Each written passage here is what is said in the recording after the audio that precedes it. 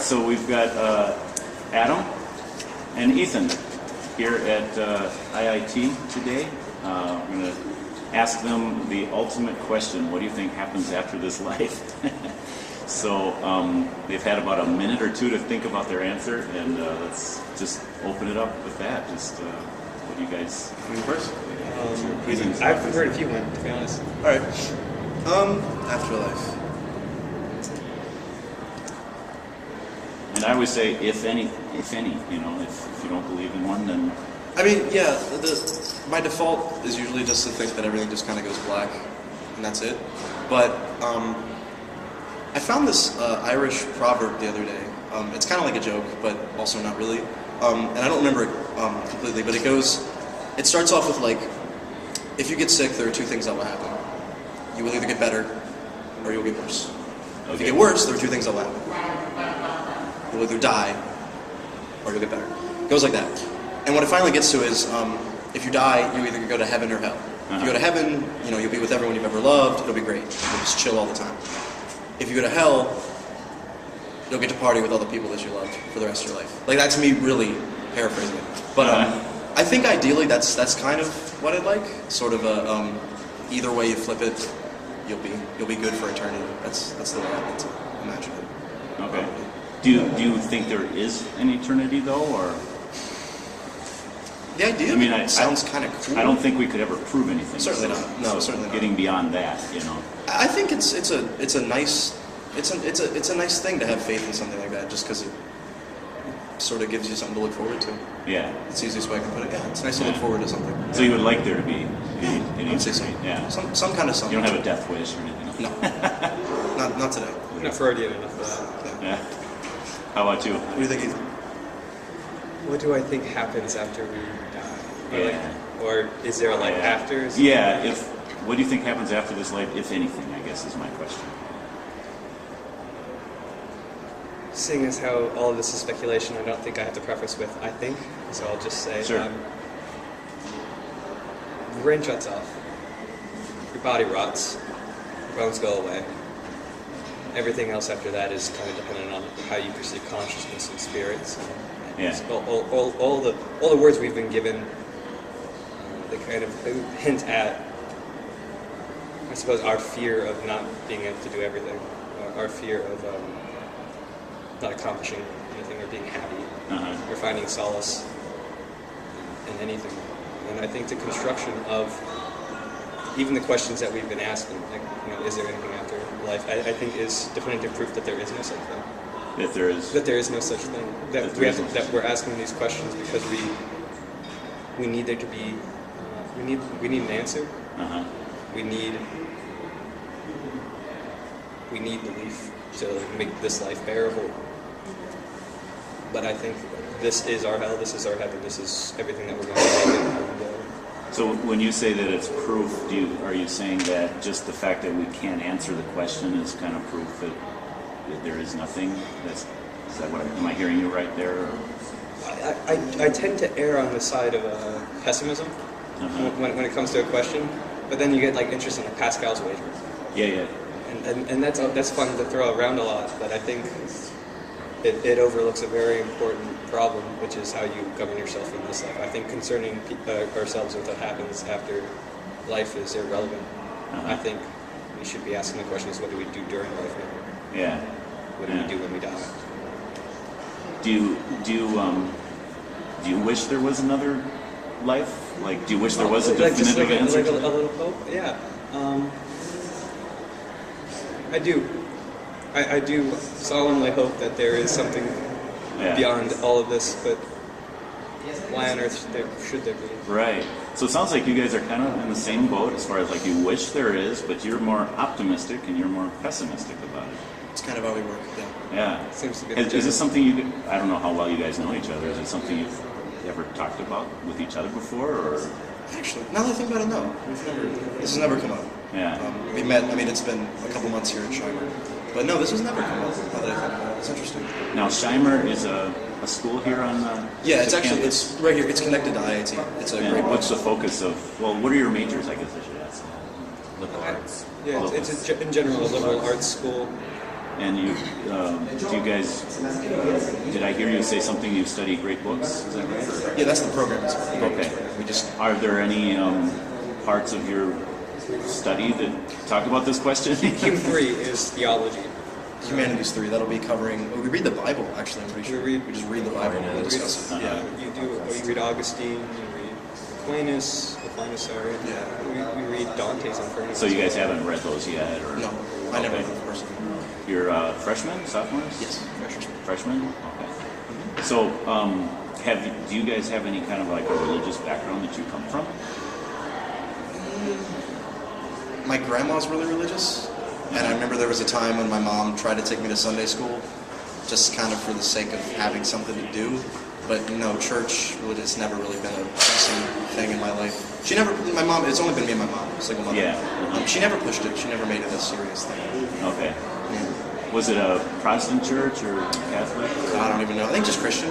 Yeah. I don't even know. I'm very ignorant to that Okay. sort of thing, but no, I really don't know Alright. the specifics. Both my parents are resolutely agnostic. It was a common dinner table topic, though. Yeah. My parents are very odd. So they really definitely identified as agnostics. In other words, we don't know. That's the idea of what agnostic is. Yeah. And would you say they'd say it's good not to know, or good to ask the questions? Good to not know. It's not. I wouldn't say Or that. good to admit that you don't know, I guess. Admittance of ignorance is, that seemed to be the general gist of it sometimes. Was, fooling yourself, fooling others, preaching a dogma that is founded on, first and foremost, an appeal to authority, so to speak. Not really their speed, and not really, I think. You kind of go along with that. I wouldn't say I went along with it. I found it myself as well. Like I was given it, and then I tried a lot of religions. Actually, I did a fair amount of Eastern religions. Nothing sticks. Tried them as far as like just learning about them and that sort of Looking about them, trying to understand the principles and the beliefs and why, the imperative behind why I should believe in a divinity or an afterlife. And I haven't found a single push yet in that direction where it seems to me that would be a prudent action to take. I think trying to confuse yourself about a topic that you have to admit ignorance on is Do you can be more dangerous. would either of you guys say that you believe in some sort of like a higher power or spirit world? Like a higher power uses like what deities, gods, and all that sort of thing are. No, not at all. Yeah, I'd say I don't believe in one. I don't believe in one specific higher power or being. But you said spirit world, and like that term specifically, I've always been into Eastern culture in general. Seriously into Japanese stuff, anime, for lack of a better way to put it. And the idea of a spirit world is a very common thing in that culture. So the idea of that is cool. Just like a place kind of like where there's a bunch of a lot of ancestor. Oh yeah, a lot of stuff about beliefs and ancestors. ancestors. Yes, and that I don't wanna say they're always worship. there and they're watching, and we need to please them, make them proud to be their descendants. And I think that stuff's pretty cool. Yeah, that's Have either of you guys ever experienced anything that you classify as spiritual or supernatural or anything like that? Or maybe even known someone well that you totally believe that they are sincere in saying they have, I guess that's... I mean, I would give them... Yeah, I've known people like that, and I'd say I give them the benefit of the doubt. I mean, how can I dispute that they claim they've had that sort of thing? No, it's kind of hard to that's their thing, and that's dispute great. someone's experience. Yeah, but personally, I don't think I've ever had any real... No, nothing that I can say is like concrete that I feel I was touched by some... What do you think it would take for you to believe that there is a creator God, Would you have to see a miracle or a vision, or would he have to talk to you personally, or? I think I'd probably have to either get really high or just like almost die. I think a near-death experience would really. The fact that it would be near death and I wouldn't die seems pretty miraculous. I think that would kind of give me an awakening of some kind. Yeah. Yeah. Those are the only two specific cases. I just wonder though about that. Like, would you look back on the getting high experience and say, well, that was just the drug, you know, I mean, or yeah. that was just the fact that I was about to die. Exactly. You know? Or, yeah, and that seems very circumstantial. So Right. that's an interesting question. I don't know about that one. Yeah, like what would it take? You know, What would it take? Yeah. If I talked to God, I'd probably shoot myself. What if you actually heard an answer? Then you'd think you're crazy. That's You're just going it. crazy. By you go back 2,000 years, someone talks to God, they're going to probably lead an army and settle their own country. Someone talks to God now, we used to give them electroshock therapy, we used to cut their brains open. We talk to God in the 21st century, you're nobody, probably. You can say as much as you want, you can write your book on it, you can get a doctor to say like, oh no, this is science. Yeah. Yeah. But I think by and large, humankind makes leaps and bounds. We begin with like these sort of Jungian archetypes of like natural creation, and then like we progress from like just like small sandy tribes that were around, you know, in Israel and Egypt and all that sort of stuff. And you had these barbaric people like setting down these codes and eventually having to, you know, say like, well, this is why you should do it. And I'll punish you for all of eternity as a damn good reason as to why you should listen to my laws. And then 1,800 years later, eventually we get a little, you know, more science. We get a little, we start to explain the world in more terms, and you see kind of like I think of it as a forest. We want to preserve like faith as a forest, and we want to keep building, you know, parking lots. We want to keep building malls. We want to keep building space shuttles. And where are we going to put them? And I feel like it cuts into the forest every time. God's an endangered creature at this point, and I don't mind it. Yeah. I think it's rightly done. It's rightly done. Yeah. Now, how do you guys handle the ultimate question, like where did everything come from? You know, as far as like matter and energy, even physical laws. You know, like the law of gravity. Like you're pretty convinced that those laws are true everywhere, that sort of thing. And, I would say only because I've never taken enough time to try to dispute them in any way, and because I'd say I'm mostly very. I know very little about that kind of stuff anyway. I mean, I took public school science. Like, would you say that everything has always existed forever, or do you think there was a beginning? There was a time when there was no time or space or energy? I think the idea of that sounds really funky, but I can't say for sure. I have no idea.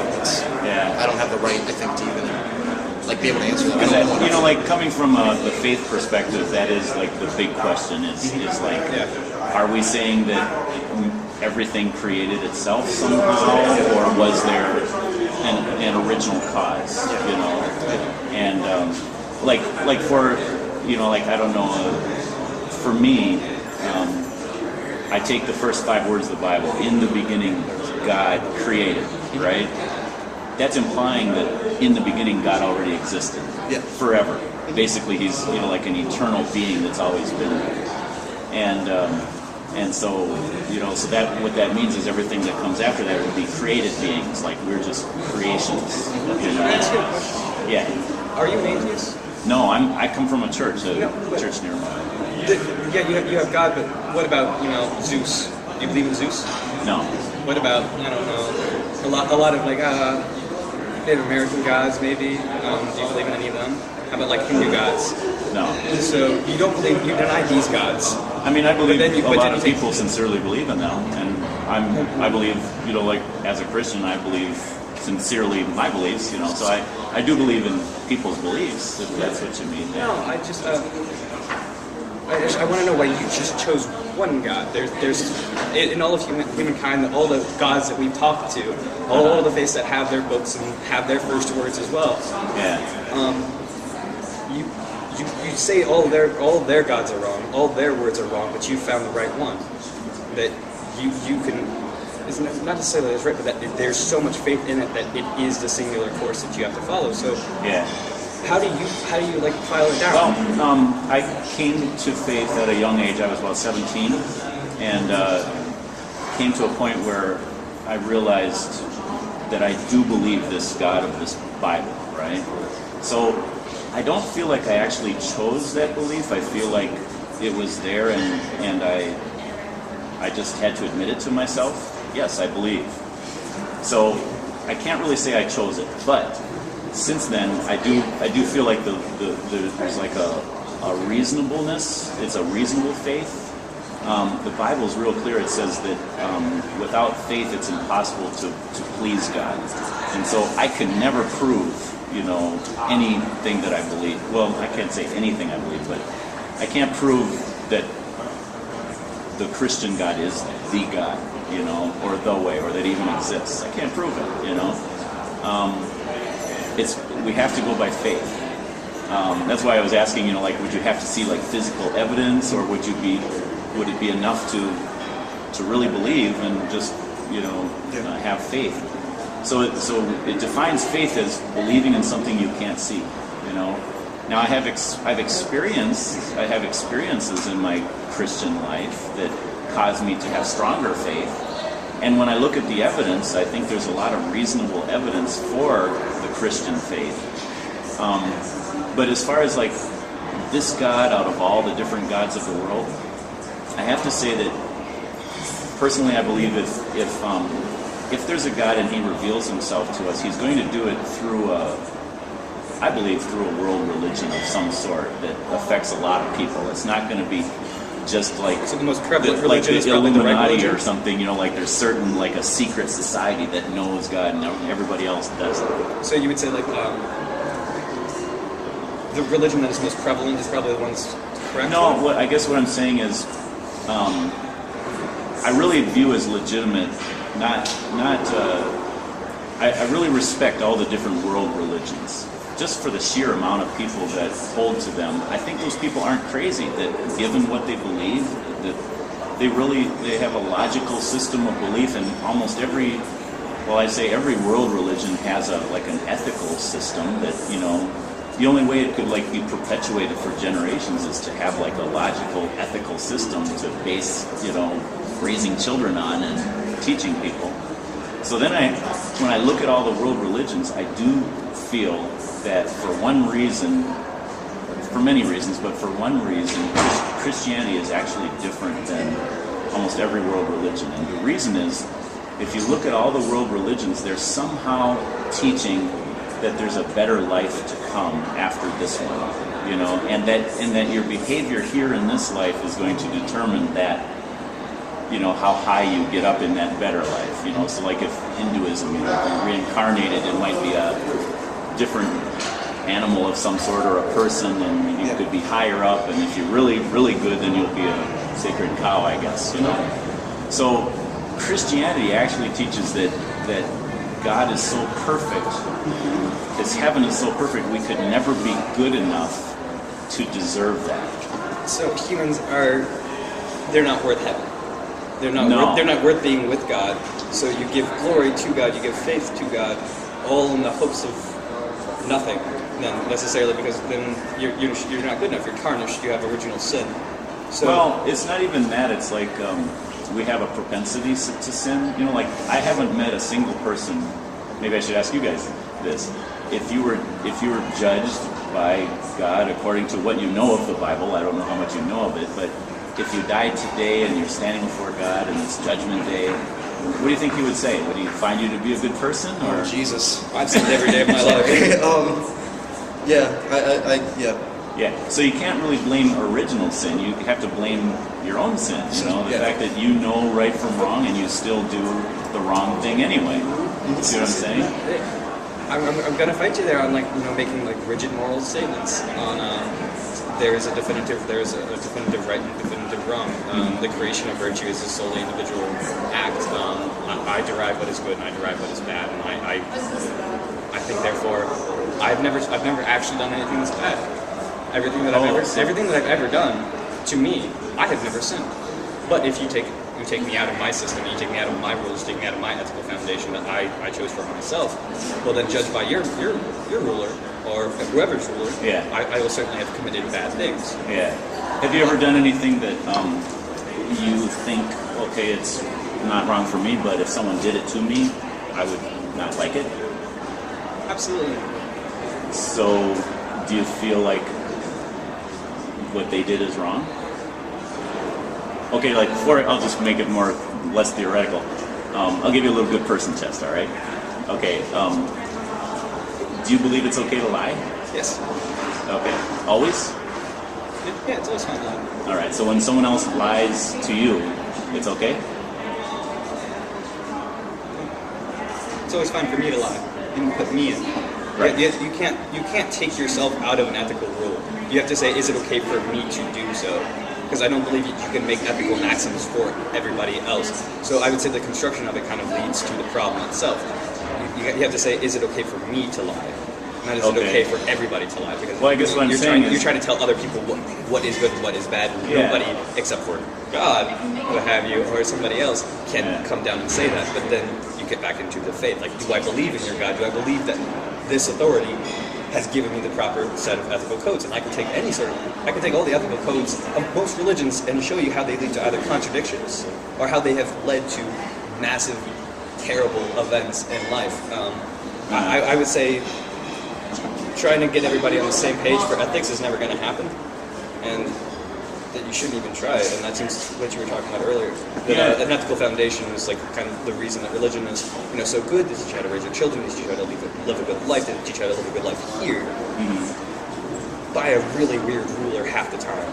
They teach you how to be really good by saying, you know what, can't do this, that, the other thing. I certainly believe that there's only gray in morality. There is no black and white. Maybe I should get back to the original story of the Bible. See what you think of that.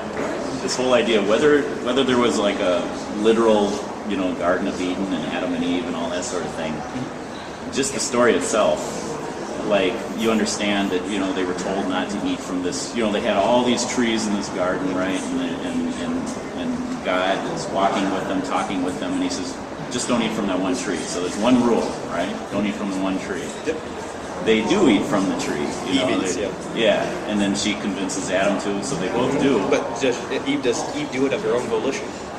Well, yeah, so I guess my question is, do you think such a God, if He created mankind, if this was all true, would He have the right to tell them what to do? Well, yeah, God can do whatever the hell He wants. He's God.